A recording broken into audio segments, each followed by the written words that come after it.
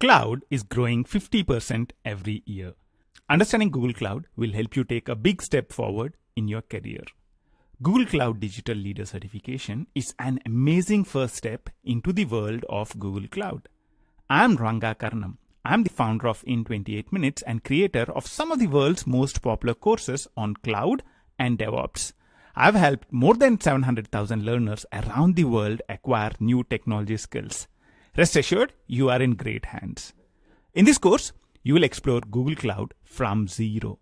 If you have some experience with other clouds, like AWS for instance, that's cool. You can build on it during this course. If you do not have any experience with the cloud, that's awesome too. You can start your cloud journey with one of the most amazing cloud platforms, Google Cloud. Certification courses can be boring with lots of theory and zero practice. I'm a great believer that the best way to learn is by doing, and we designed this course to be hands-on. You'll play with a number of Google Cloud services. You'll be exposed to modern architecture trends, serverless, microservices, containers, container orchestration with Kubernetes. And by the end of the course, you would have explored all the important Google Cloud services. You will be all ready for your Google Cloud Digital Leader Certification exam. Are you ready to start your cloud journey with Google Cloud Platform? Are you ready to become a Google Cloud Digital Leader? What are you waiting for? Join me on this exciting journey right now. I'll see you in the course. Welcome back. I'm Ranga Karnam and I am all excited to be your instructor for this course. Google Cloud Platform has more than 200 plus services. A little later in the course, you will be logging into the Google Cloud Platform web console or just the console. And over here, you can see the different services which are offered by Google Cloud. When I started with Google Cloud a few years back, there were half the number of services which you are seeing right now. So this is an ever-growing list of services offered by Google Cloud. This exam expects you to have good knowledge of 40 of these services. This exam tests your decision-making abilities. Which service do you choose in which situation? This course is designed to help you make these choices and learn about the different services in Google Cloud Platform. Our goal with this course is not only to help you become a Google Cloud digital leader, but also to help you understand and make the best use of Google Cloud. We want you to be able to take the knowledge you gained in this course and apply it in your real-world projects. How can you make the best use of this course? How can you put your best foot forward? This is a very challenging certification. This expects you to understand and remember a number of services. You're human, I'm human, and as humans, we tend to forget things over time. If I learn something new today, it is highly probable that I'll be forgetting it in a week's time. How do you improve your chances of remembering things for a long time? Here are a couple of recommendations based on my experience. Number one, active learning. Think and take notes. Whenever you see something interesting in the course, write it down. The second recommendation is to review the presentation once in a while. Every few days or every week, take a step back, review the presentation and videos, and think about what you have learned. The more you are actively involved with the learning and the more you review, the higher the chances for you to remember things for a long time. Now, what is our approach to building a great course that helps you remember things for a long time? We are taking a three-pronged approach. We have amazing video presentations where we introduce the different Google Cloud services to you. We have also designed a number of amazing demos where you'd be playing with the Google Cloud services using the Google Cloud Console and also G Cloud, the command line utility. We also have two different kinds of quizzes to reinforce your learning. We have the traditional text quizzes where you have questions, multiple choice answers, and you pick the right one. We also have video quizzes where we discuss the problem, the solutions, and the different variations that are possible on the solution. By using this three-pronged approach, we think you'll be able to remember things for a long time and you'll do really, really well at your exam. Now, before we move into the next step, a couple of recommendations for you. Number one, this is not a race. Take your time, focus on understanding things well, and do not hesitate to replay videos when needed. The second, but the most important recommendation is to have fun. Preparing for certifications can get really, really boring. And that's why we invested a lot of time to try and make this course really interactive, really hands-on, and making sure that you'll have a lot of fun while you learn. I'm really excited to get you GCP certified, and I'll see you in the next step. Welcome back. I'm Ranga Karnam, and I'm excited to be your instructor for this course. This course has 17 sections, more than 100 lectures, and 8 hours of amazing content. So it's very important for you to understand the big picture and also understand where each section fits in the big picture. Let's get started with a quick overview of the entire course. Right now, we are in section 1 and we are getting introduced to the course. A little later, you'll be introduced to the Google Cloud Platform and we'll help you set up your Google Cloud account. You want to develop highly available applications. Distributing applications across multiple regions and multiple zones is one of the best practices when it comes to the cloud. In section 2, we'll explore regions and zones. How do you deploy applications in the data center? You'll create a virtual machine. You'll create multiple virtual machines, deploy your application to it, and use a load balancer to distribute the load between those instances. How do you do that in Google Cloud? The service you'd use in Google Cloud to create virtual machines is Compute Engine. You can create multiple Compute Engine virtual machines by creating an instance group. And you can distribute load between them by using cloud load balancing. We will explore Compute Engine, instance groups, and load balancing in section 3.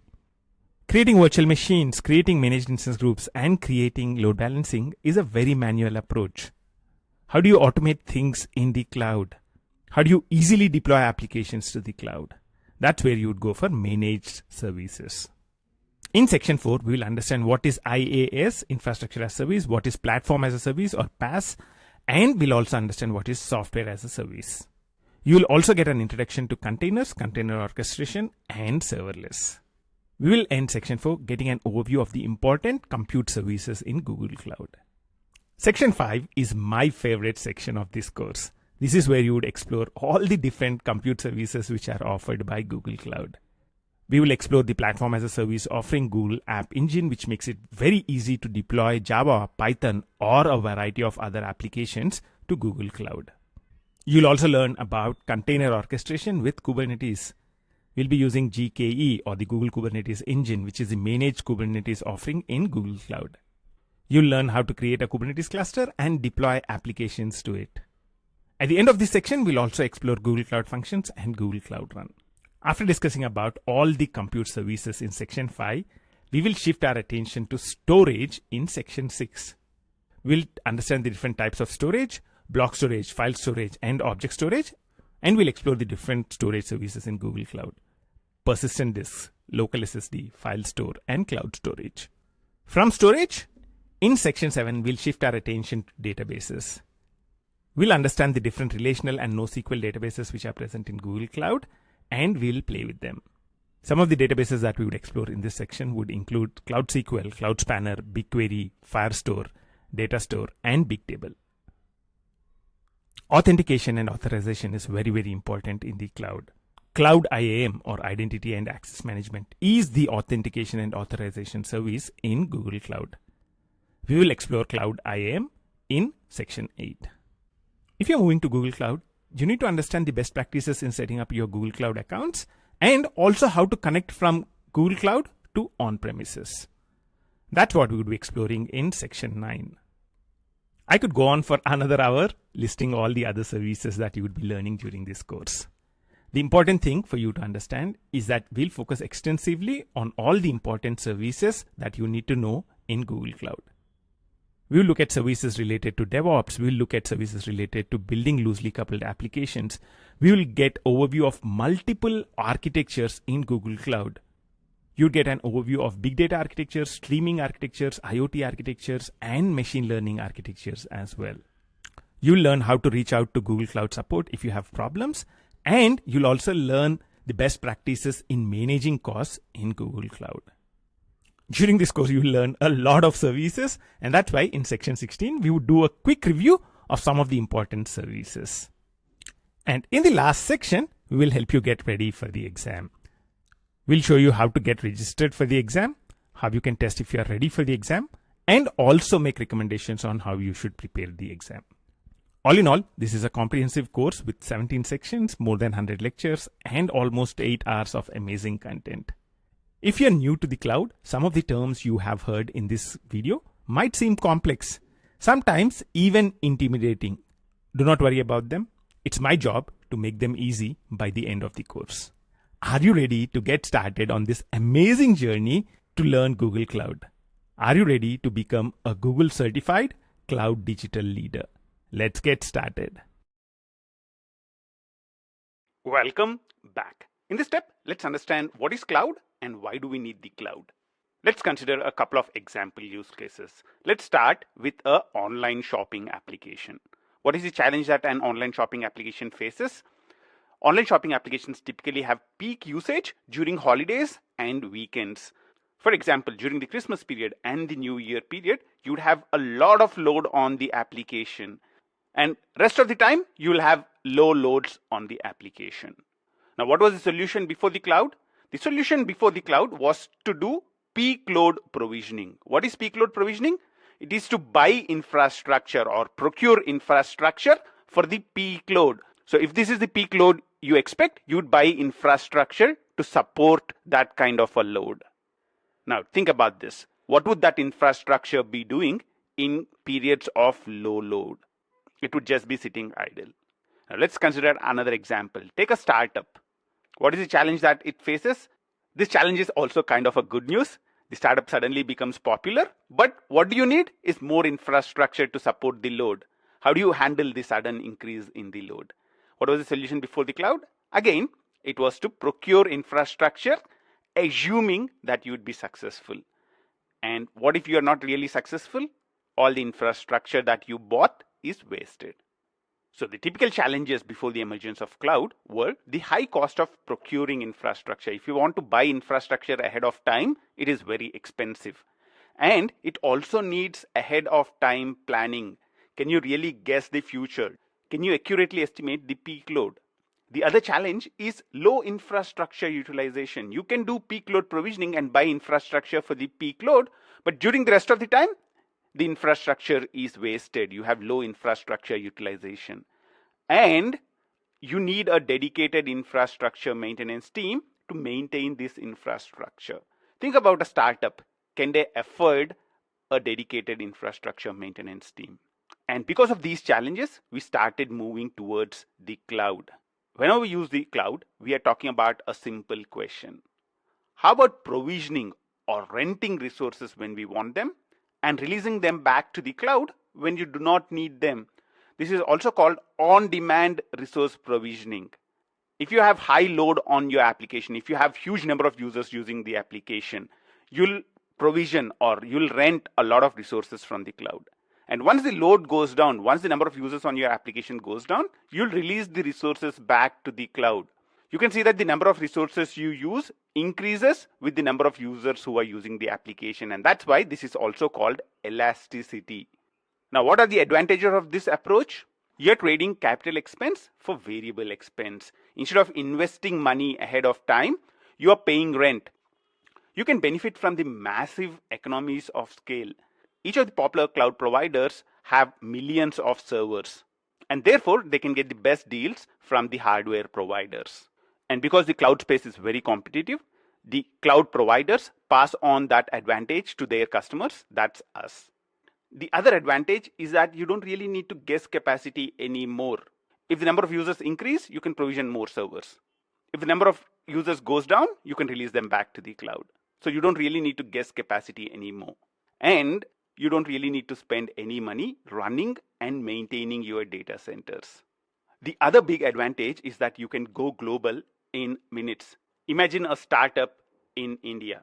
They can easily deploy an application to multiple regions around the world with a click of a button. And that's what cloud enables. We have now looked at some of the important advantages of the cloud. Where does Google Cloud Platform fit in? GCP is one of the top 3 cloud service providers. The other 2 are AWS, Amazon Web Services, and Azure, Microsoft Azure. GCP provides 200 plus services. And over the last few years, GCP has proved to be reliable, secure, and highly performant. It is important to remember that this is the same infrastructure that powers 8 services with over 1 billion users. Some of the most popular Google services like Gmail, Google Search, and YouTube make use of the same infrastructure that GCP provides to us. And one thing I really love about Google Cloud Platform is that it is the cleanest cloud as of today. It is a net carbon neutral cloud. The electricity which is used to run the cloud is matched 100% with renewable energy. We will learn a lot more about the Google Cloud Platform or the GCP as we go further with the course. Now, we go to the cloud because of on-demand resource provisioning, and GCP is one of the top 3 cloud service providers. And our goal with this course is to help you learn GCP. Is there a best path to learn GCP? Whenever we talk about cloud applications, they make use of a number of cloud services. There is no single path to learn these services independently.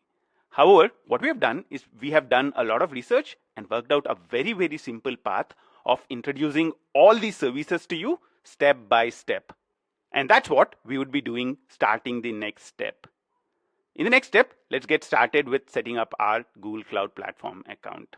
I'm really excited to help you learn Google Cloud, and I'll see you in the next step.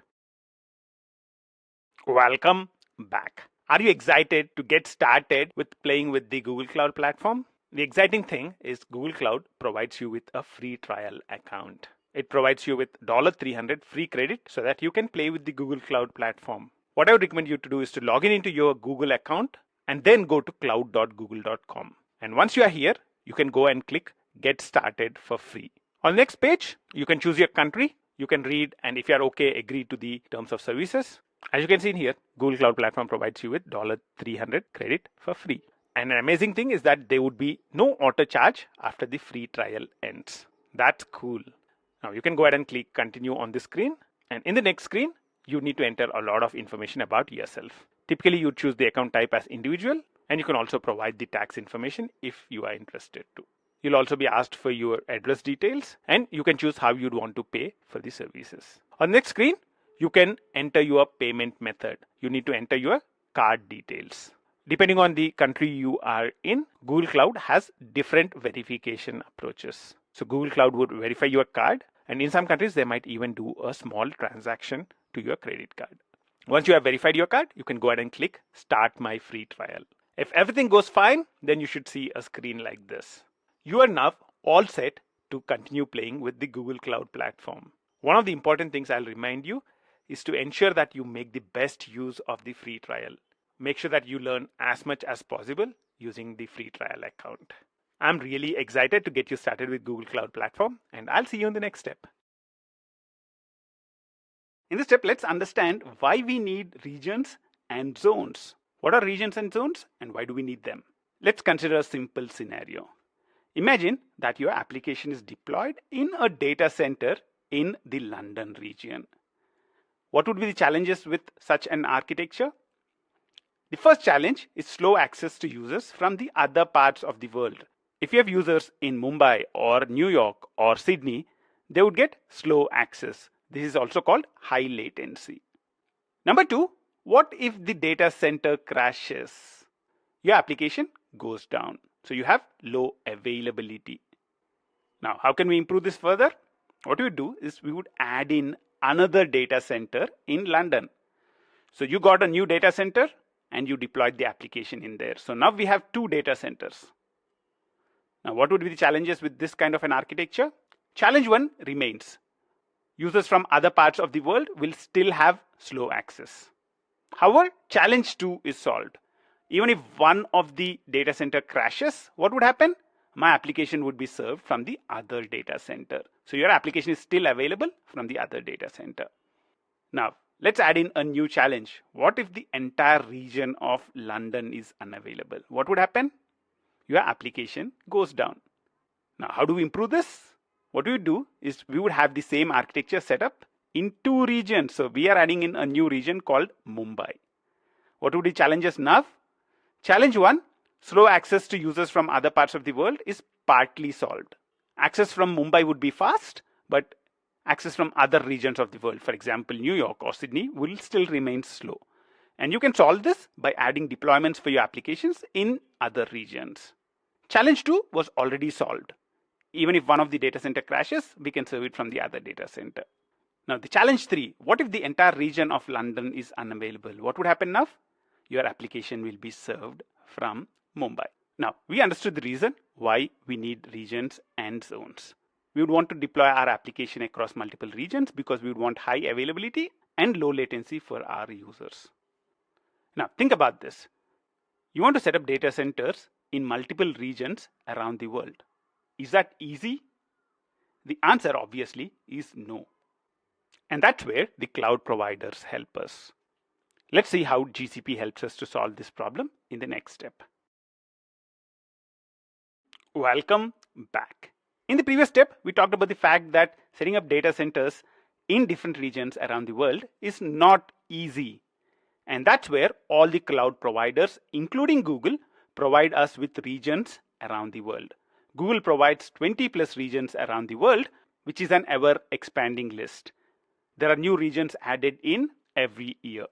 A region is nothing but a specific geographical location to host your resources. So you can decide that I would want to host my applications in Mumbai region. Or I can say I would want to host my applications in London region or Sydney region. By having multiple regions around the world, Google Cloud makes it very, very easy for you to deploy applications to these regions. The important advantages of having multiple regions around the world is high availability. If you deploy your application to multiple regions around the world, even if one of these regions is down, you can serve the application from the other regions. Low latency. You can serve users from the nearest region to them, and therefore they get low latency. Global footprint.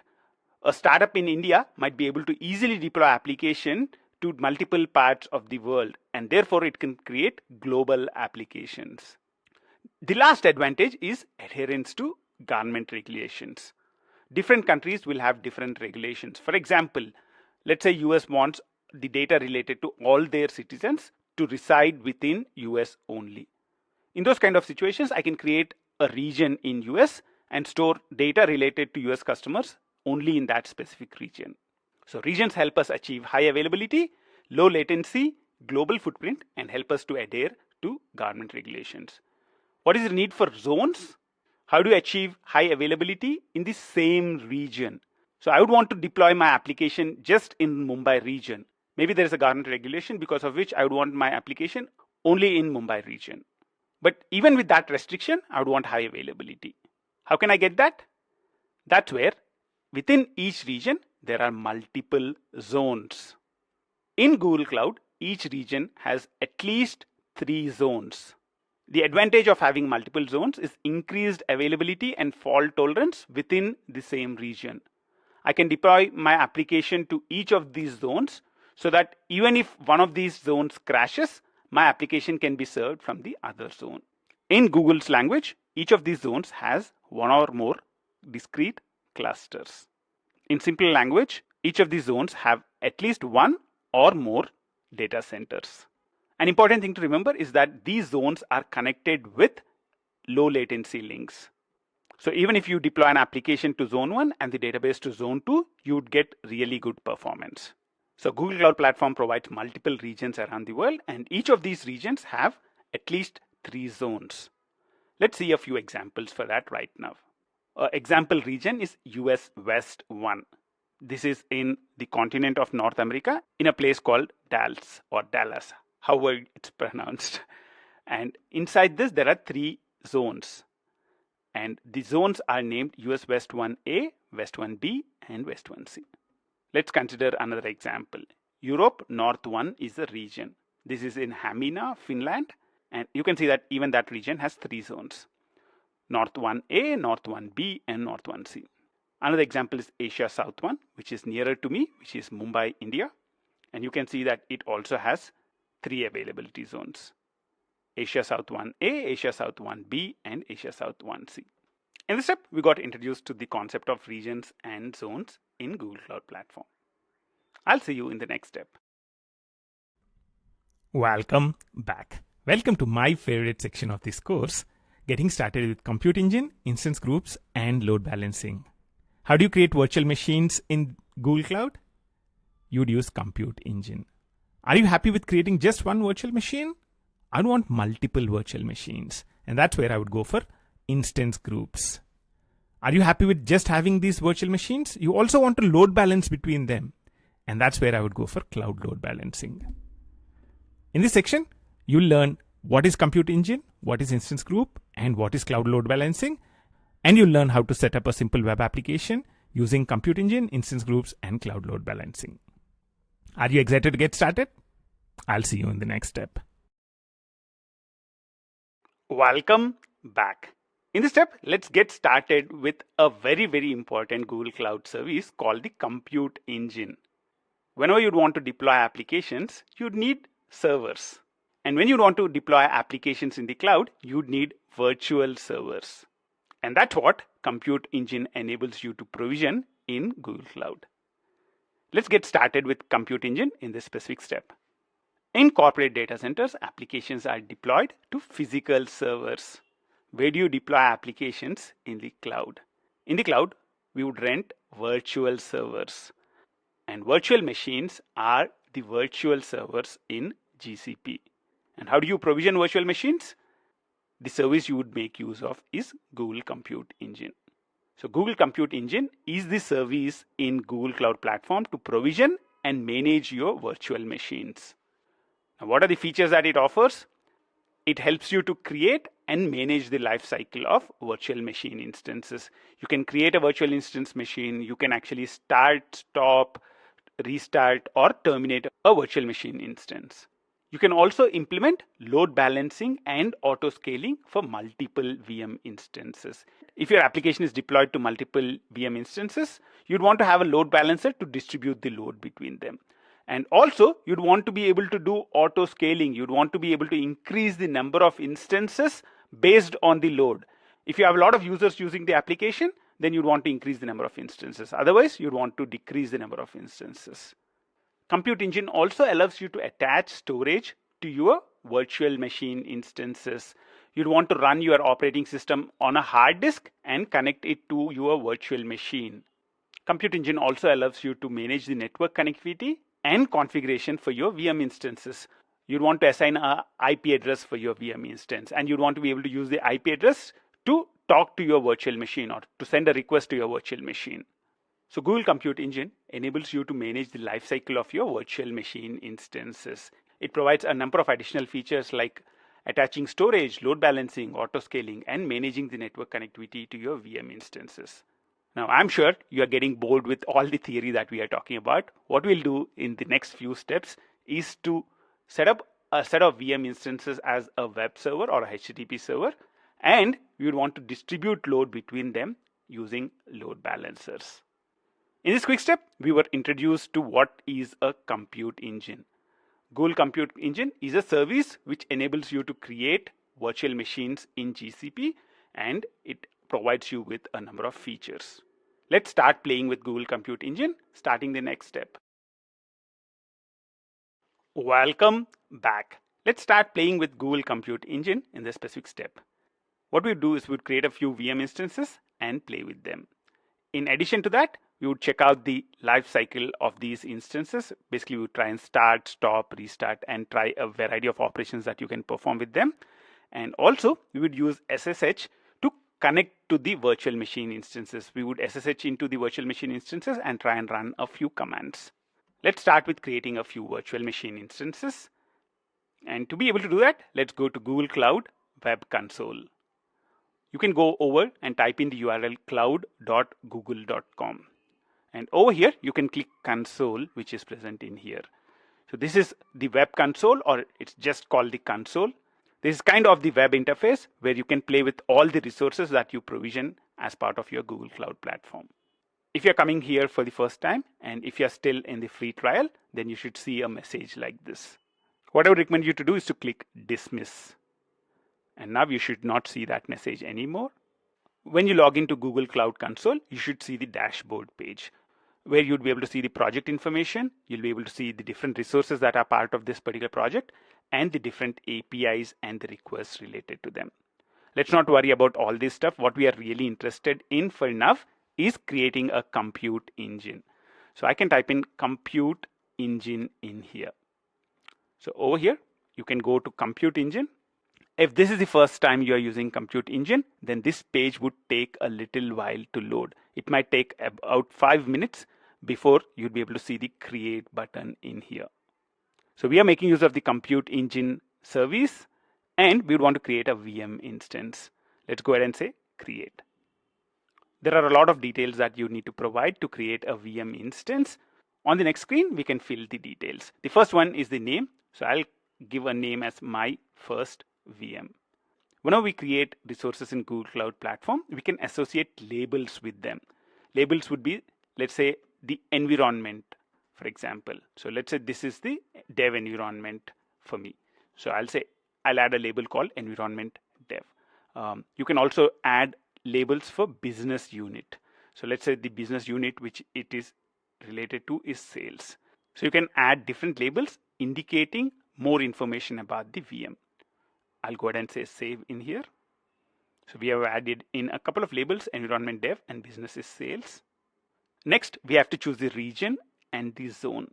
I would recommend you to take the defaults. The default which is suggested for me is US Central 1 region and US Central 1A as the zone.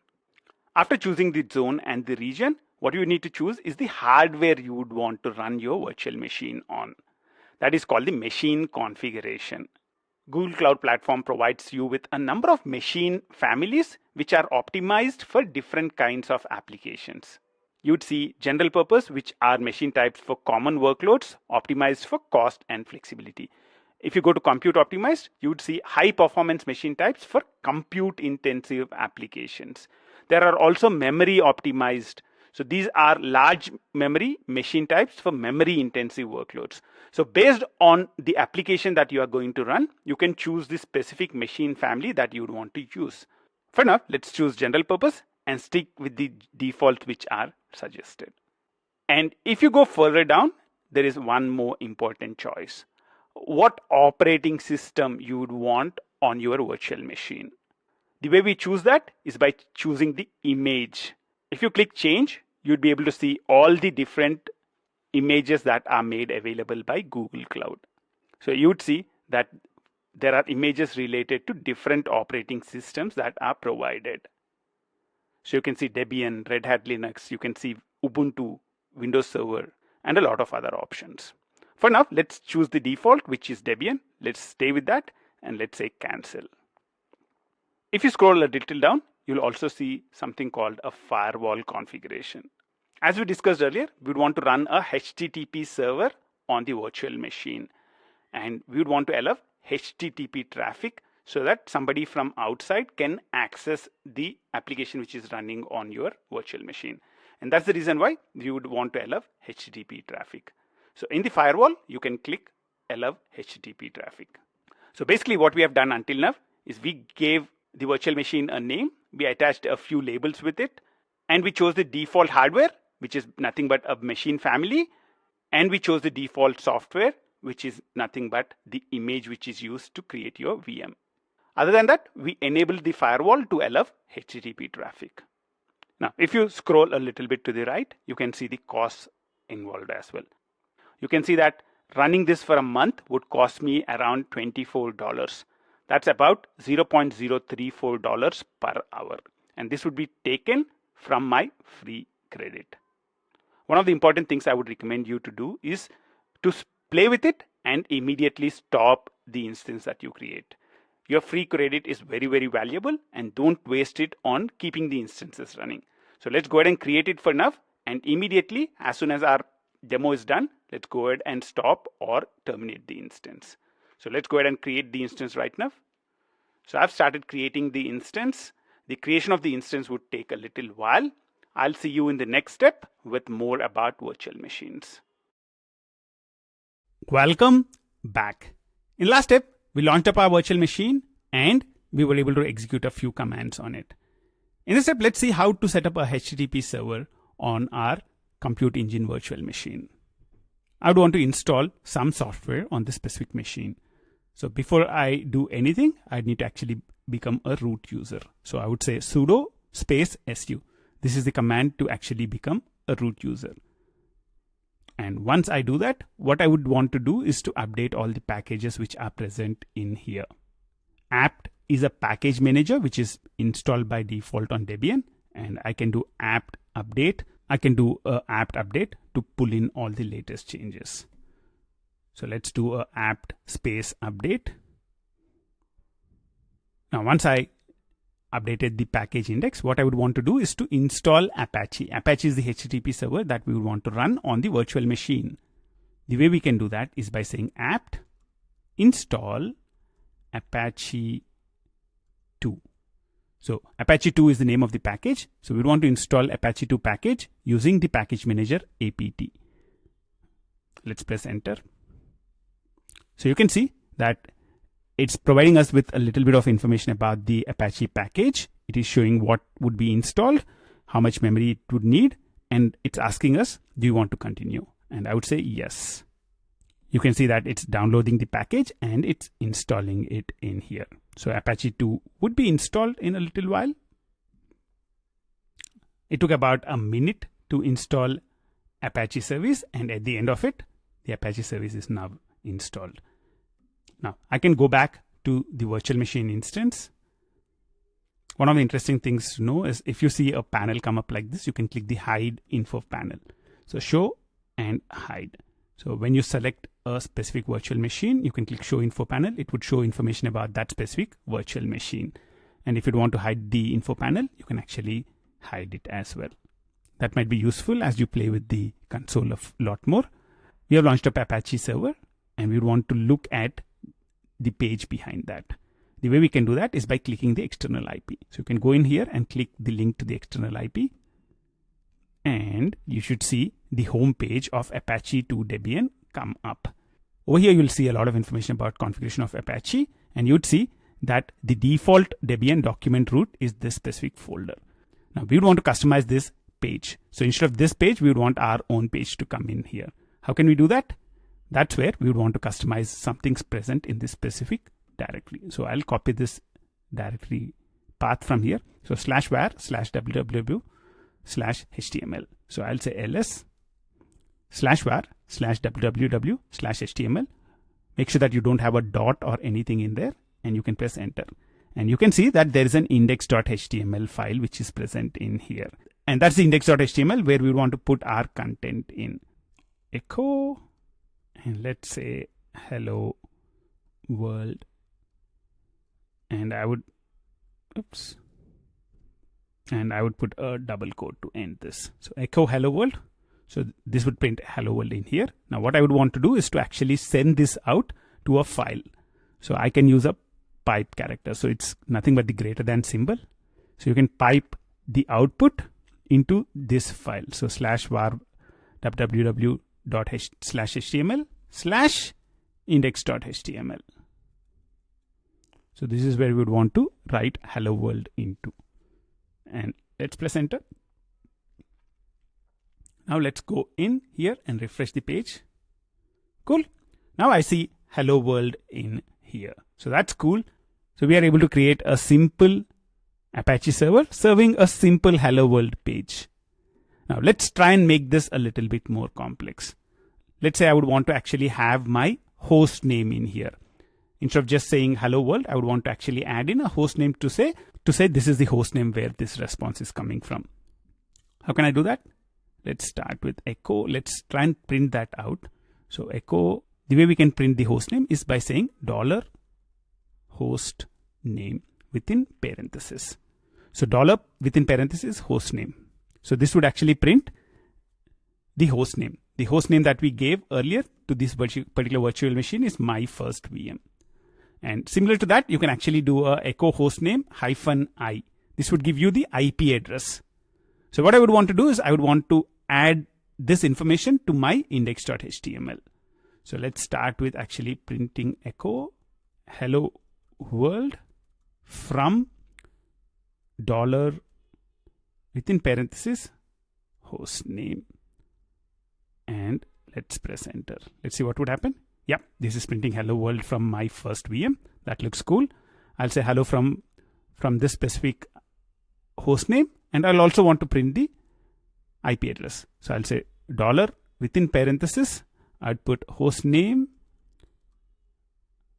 -i and press enter. This is printing hello world from my first VM and the IP address. If you go in over here, you'd see that this is the internal IP address. So 10.128.0.2 is the internal IP address. That is what is being printed in here. So that looks cool. So what I would want to do is to actually take this message and send it to the index.html. So I'll just take the same thing, echo hello world from this specific thing. And I would want to pipe this. Where do I want to pipe this to? This particular file. So let's paste that in. And let's see if we are able to see it in here. Cool. You can see hello world from my first VM 10.128.0.2. In this step, we installed Apache on our virtual machine. You saw that it was very, very easy. All that we needed to do was to SSH into it, install the software that we needed, and we could easily customize the page that we would want to render from our Apache web server.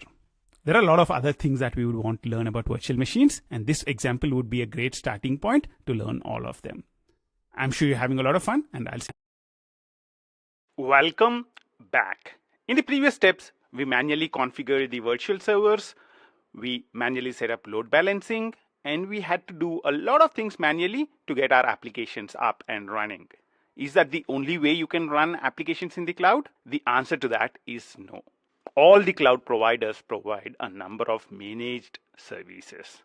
In this section, let's get a 10,000 feet overview of managed services.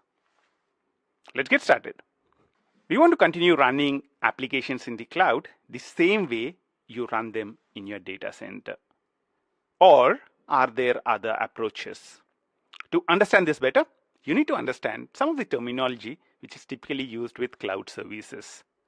Infrastructure as a service, platform as a service, function as a service, container as a service, serverless, and there are tons of other terminology as well. Do not worry if this terminology is new for you.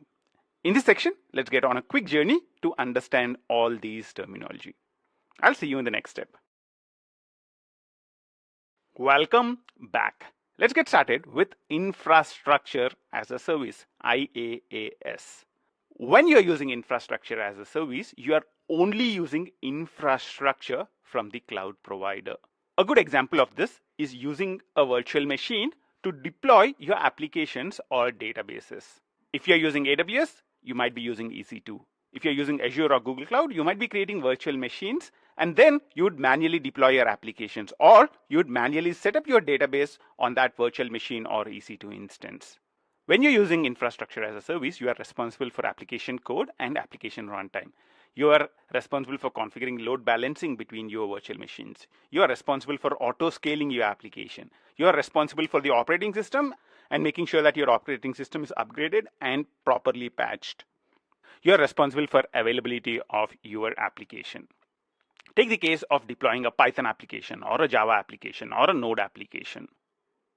When you're doing infrastructure as a service, you are responsible for taking the virtual machine, choosing the right operating system for it, installing the required application runtime. For example, you would want Java or Python or Node.js. You need to install that. And then you would need to install your application code and set up the configuration for it. So you're responsible for everything about the virtualization layer. The cloud provider is responsible for providing the physical hardware, networking, and making sure that you have access to some virtualization software so that you can create your virtual machine instances. For all the remaining things, you are responsible. This is how we deployed applications in our data centers until a few years back.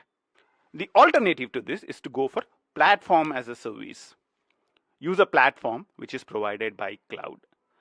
When you're using platform as a service, cloud provider is responsible for the operating system, including making sure that the operating system is upgraded and patched. The cloud provider is responsible for the application runtime.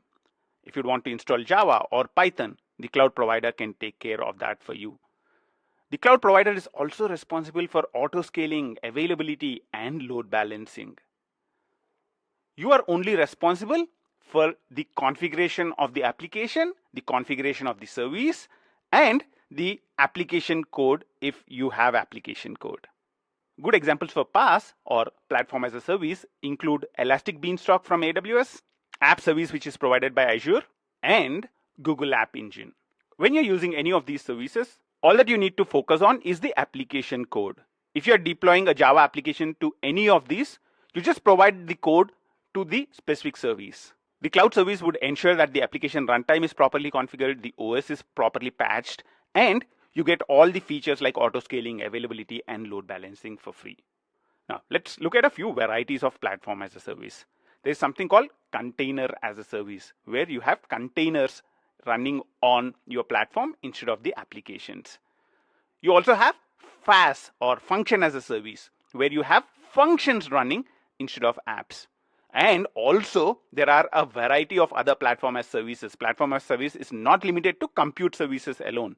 There are platform as service offerings for databases, both relational databases and NoSQL databases. Good examples of relational databases in the cloud are Amazon RDS, Google Cloud SQL, Azure SQL databases, and there are a variety of other things also available as platform as service. For example, queues, Amazon SQS, Google Cloud PubSub, Azure Queue Storage. The cloud providers also provide you with a number of platform as service offerings for artificial intelligence, machine learning, and also performing operations. In this step, we got started with infrastructure as a service and platform as a service. When you're using infrastructure as a service, the cloud provider only provides the physical hardware, networking, and the virtualization layers. You are responsible for everything about that.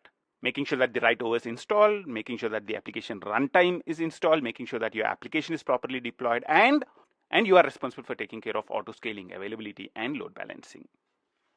And when we are going for the cloud, typically we would opt for platform as a service offerings.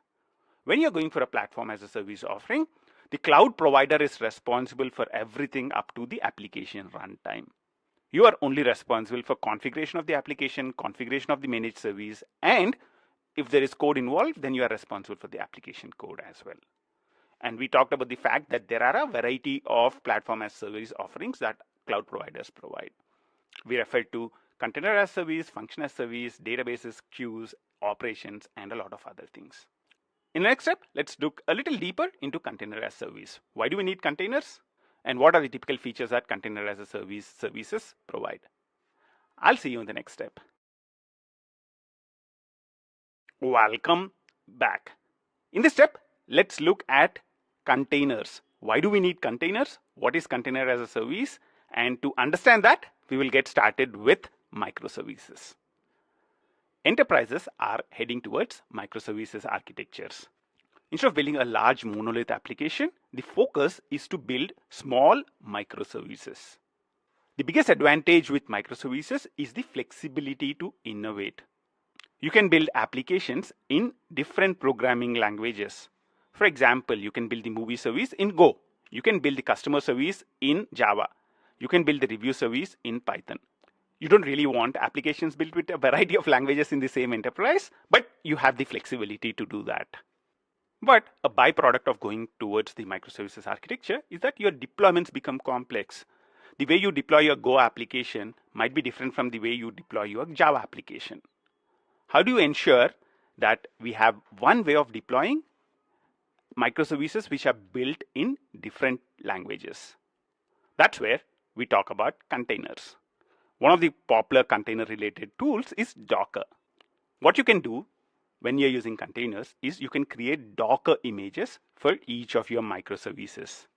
The Docker image contains everything that you would need to run a microservice. It contains the application runtime. Let's say you are running a Java application. You would need a JRE or JDK.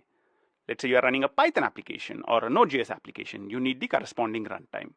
The Docker image also contains application code and the dependencies that the application needs. So the Docker image contains everything that you would need to be able to run a microservice. You can create Docker images for Python applications, Java applications, Node.js applications. And once you have a Docker image, you can run it the same way on any infrastructure. Whether you are running it on your local machine or your corporate data center or in the cloud. Once you have a Docker image, you can run it anywhere and create containers from it. A friend of mine says, when I'm using Docker, I don't really have problems like it runs on my local machine. Because you are using Docker images, you can use the same Docker image on local machine and your deployment environment.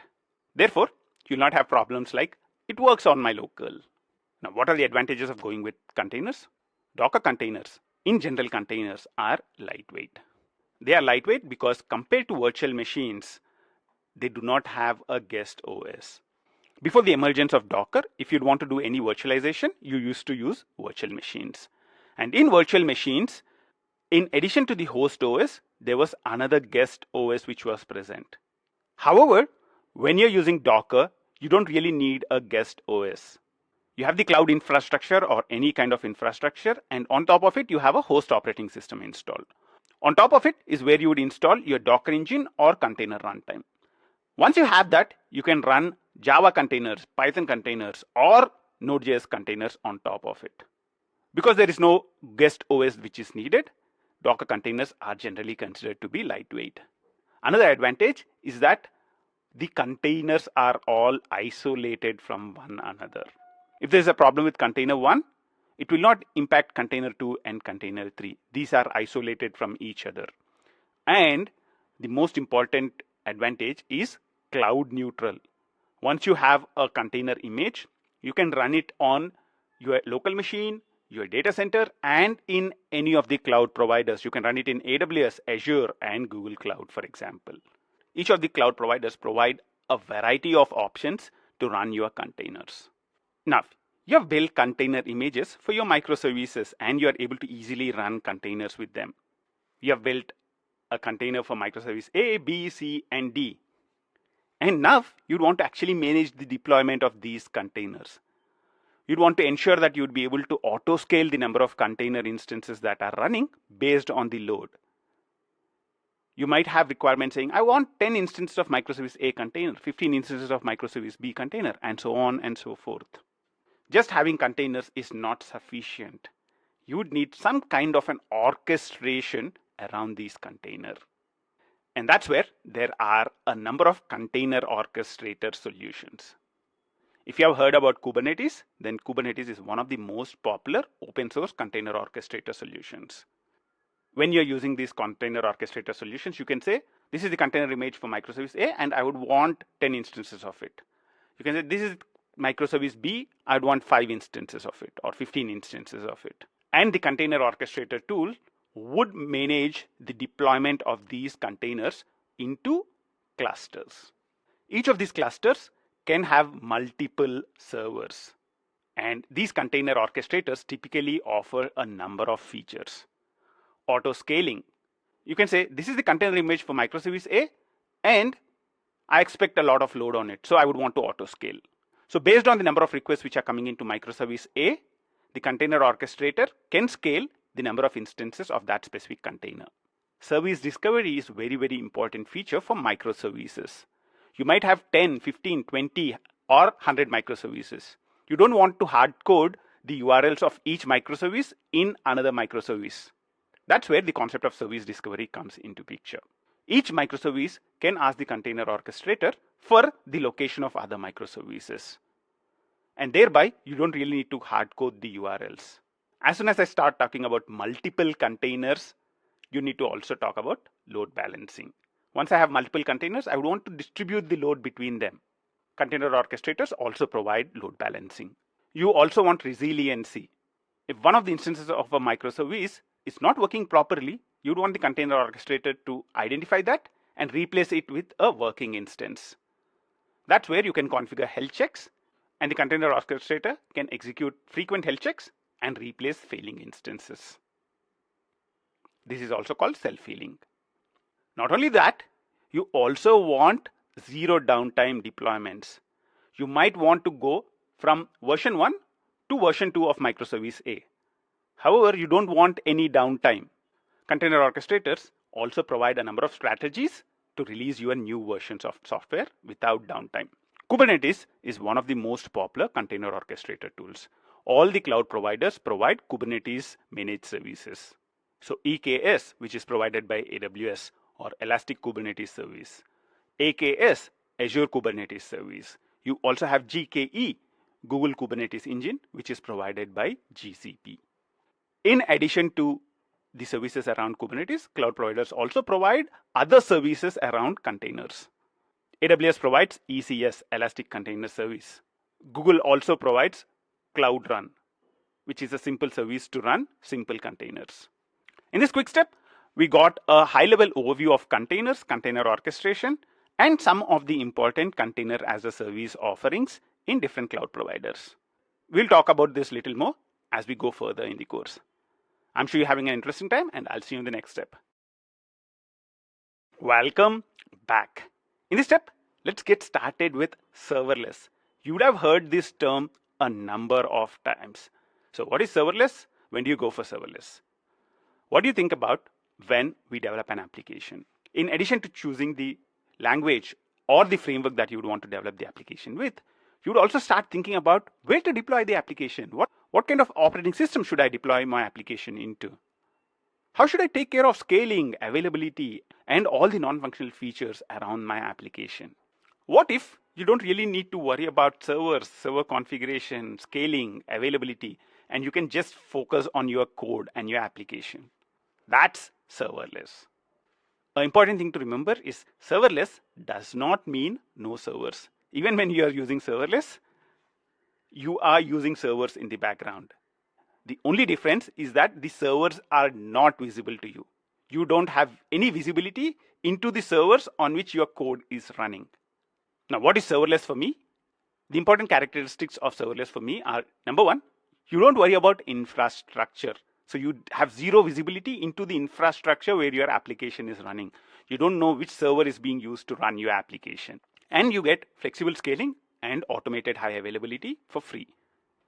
And another important characteristic of serverless for me is pay for use. Ideally, if there are no requests for your service, you should pay zero cost. So serverless is all about allowing you to focus on code and the cloud managed service taking care of everything that is needed to scale your code to serve millions of requests. And in addition, when you're using serverless, you pay for requests and you don't pay for servers. So you pay for number of invocations of your function or number of invocations of your application, and you don't pay for how many servers are used to deploy your application. Now, what are the examples of serverless services? Good examples are all the function as a service services. AWS Lambda in AWS, Azure Functions in Azure, and Google Functions in Google Cloud Platform. In this step, we got a 10,000 feet overview of serverless. We'll talk more about serverless as we go further in the course. I'm sure you're having an interesting time, and I'll see you in the next step. Welcome back. In the last few steps, we talked about infrastructure as a service and platform as a service. One other offering which is also popular is SaaS, or software as a service. What is SaaS? SaaS comes into picture when you have centrally hosted software, mostly on the cloud, and you are offering the software on a subscription basis. A good example is, let's say, I talk about Outlook 365 or Microsoft Office 365 or Gmail or Google Docs. These are services which are offered on the cloud. These are email, calendaring, and office tools. To make use of this, I don't need to worry about hardware or software or applications. All that I need to do is to log in with the right IDs, and I can go ahead and create my documents, or I can write my emails, or I can manage my spreadsheets. These kind of software are part of software as a service category. The users of this software don't need to worry about any of the details behind the software or hardware or the applications that are used to run these applications. Other SaaS examples include CRM applications, CRP applications, and document management tools.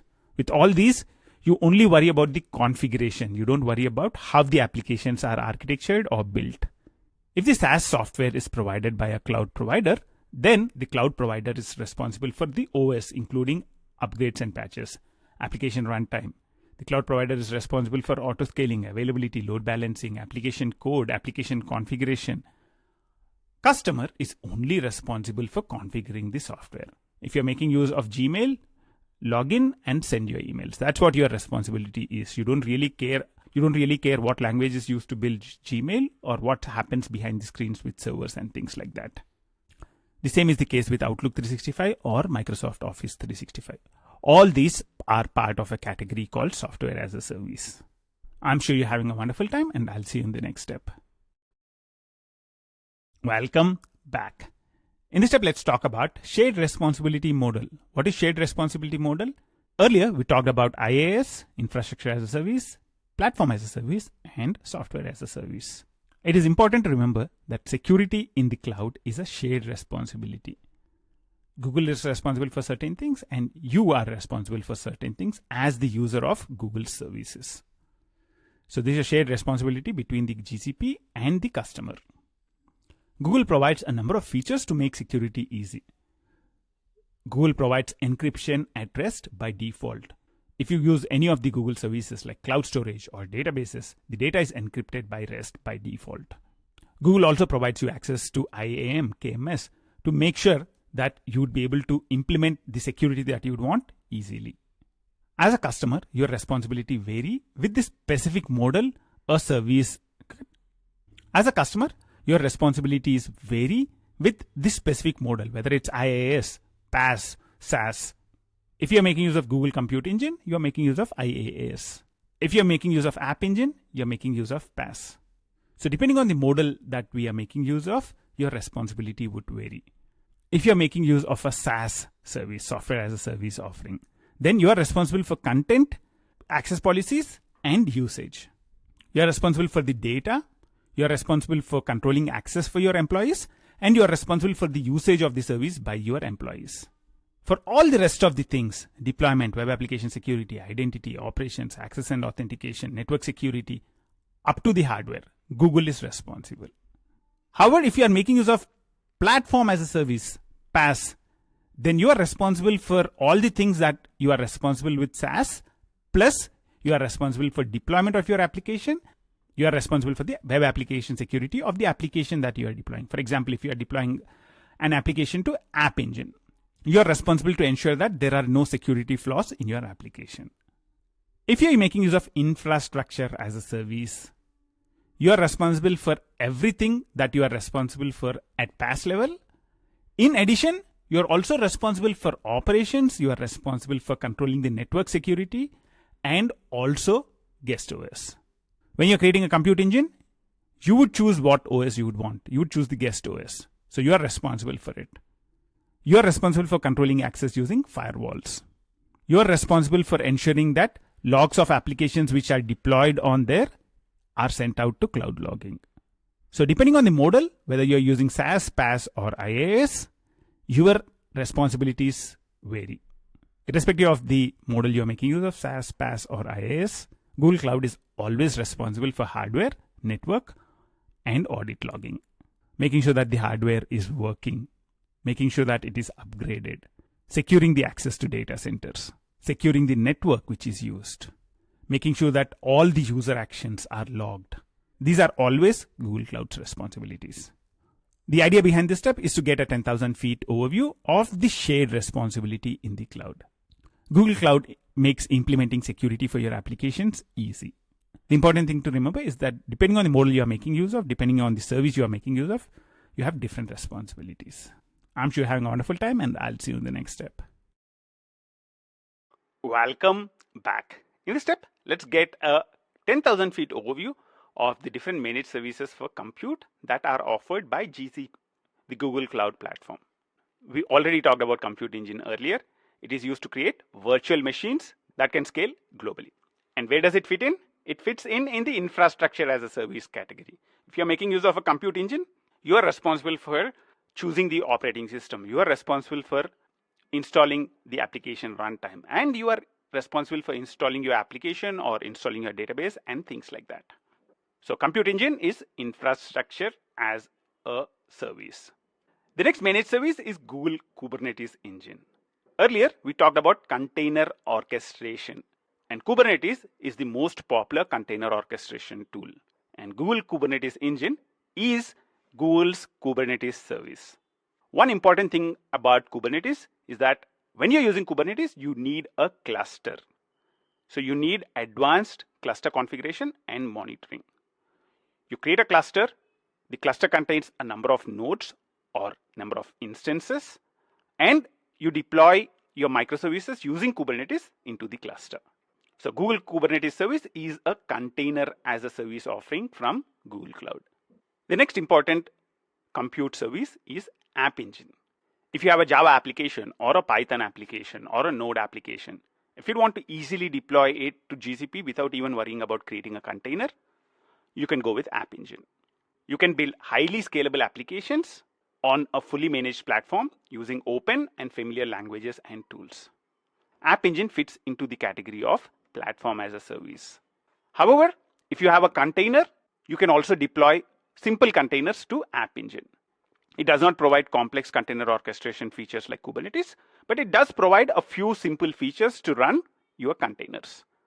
So App Engine provides a few container as a service characteristics, and also you'd see App Engine being referred to as serverless platform by Google, because if you have no load, then App Engine standard can go down to 0 instances. For example, if you have a Java application with ad hoc load, you get a few requests, it is idle for a long time, and then you get a few requests. In those kind of situations, you can go for App Engine standard, because when you don't have requests, App Engine standard can go down to 0 instances. The next important managed service is Cloud Functions. This is an example of function as a service, and this is a true serverless offering from Google Cloud Platform. You can build simple event-driven applications using the functions which you create using Cloud Functions. If you want to do something immediately, as soon as there is a message on the queue, you can create a Cloud Function to listen on the queue and react to it. If you want to do something as soon as an object is uploaded into cloud storage, you can do that using a Cloud Function. The next service is a relatively new offering from Google Cloud Platform. This is Cloud Run. Cloud Run can be used to develop and deploy highly scalable containerized applications. So Cloud Run is also a container as a service offering. However, the difference between Kubernetes and Cloud Run is that Cloud Run does not need a cluster. Kubernetes is recommended for complex microservices architectures. However, Cloud Run is recommended for much more simpler architectures. So if you have simple container applications that you would want to run, you can try Cloud Run. In this step, we got a 10,000 feet overview around the different compute managed services that are offered by GCP. I'm sure you're having an interesting time, and I'll see you in the next step.